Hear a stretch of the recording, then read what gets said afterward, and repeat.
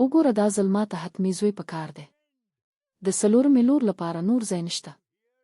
زه څه کولی شم؟ دا خو د الله رضا ده.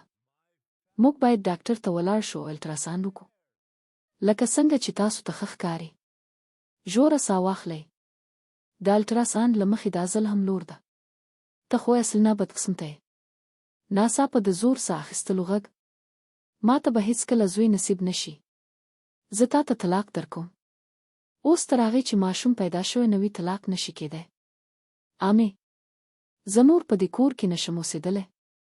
امې صرف ماته ځکه طلاق راکړ چې لور پیدا کېدونکې ده. لورګانې د الله رحمت وي. آیا لورګانې بار وي؟ نه بچیه، لورګانې خو د کور ښکلا وي. تاسو تر ټولو قیمتي یاست. صرف ولې دومره غوسه دی؟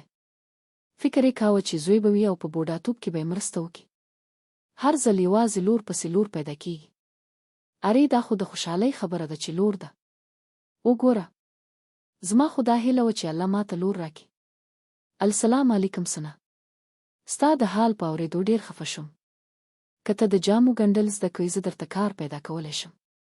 او زه کار ته ډېره اړتیا لرم. زه نشم کولی چې د خپل مور او پلار لپاره بار شم. هر ډول د خیاطۍ کار ویزې کولی شم. سنا دا جامې ډېرې ښې ګنډل شوې دي. دا واخله ستا د زحمت پیسې. مننه. ای مولا ستا شکر دی. ماشومانو لپاره د اختر جامې راوړم. په کور کې د افطار لپاره هیڅ سامان نشته. زه یې له بازاره راوړم. ژوندی اوسې لورې. امې وګوره زه څومره تیزه منډه وهلی شم. امې نن به موږ څه خورو؟ بس بچې لږ صبر وکړه. الله به هر څه سم کړي. زما د ماشومانو خوشحالي زما تر ټولو لوی قوت دی. وروره د 300 روپیو سموسې پکوړې او رولونه راپیک کړه. هو بلکل. کاکا د 500 روپیو کیلې مڼې او امرود راکړه. هو خورې. امې دا د افطار سامان د ماشومانو لپاره جامې او د ستاسو لپاره. خوشحاله اوسئ، جامې ډېرې ښکلې دي. د سنا له راتګ سره د کور حالات بدل شول. په کور کې خوشحالي او رونق راغی. امې ابو ولې موږ پسې نه راځي؟ اوس به موږ همدلته اوسېږو. موږ به نور هلته نه ځو. یا الله هر څه سم کړه.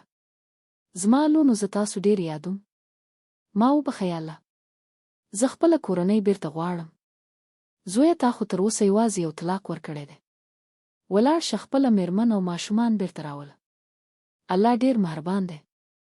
هغه به خامخا تا ته زوی درکړي. سمه ده امې یا الله. سنا ما وبخه. اوس زه خپلې لونې کور ته بیرته راوړم. هماغوی زما هر څه دي.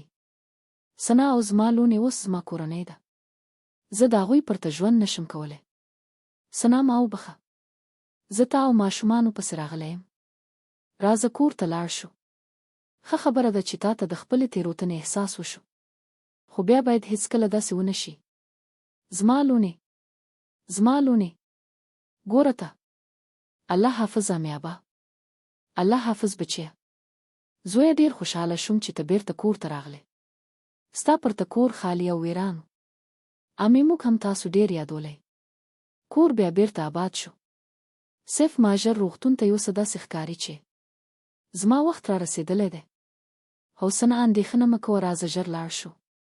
درد ډېر زیات شوی دی. سمه ده زما لاس ونیسه، یو ځای به ځو. الله تعالی تاسو ته زوی درکړی دی. رښتیا هم زوی پیدا شوی دی. هو بچیه. ماشاءالله الله ستا شکر دی. زما خوږ لمسی کور ته راغی. ابو ایا دا زموږ ورور دی. ما خپلې لونې ومنلې او له الله څخه مې توبه وکړه. الله ډېر مهربان او بخښونکی دی. لونې بار نه دي بلکې د الله تر ټولو ښکلي رحمتونه دي. څوک چې هغوی ومني د هغه ژوند خپله له خوشحالیو ډکېږي. دا پیغام هر کور ته ورسوئ.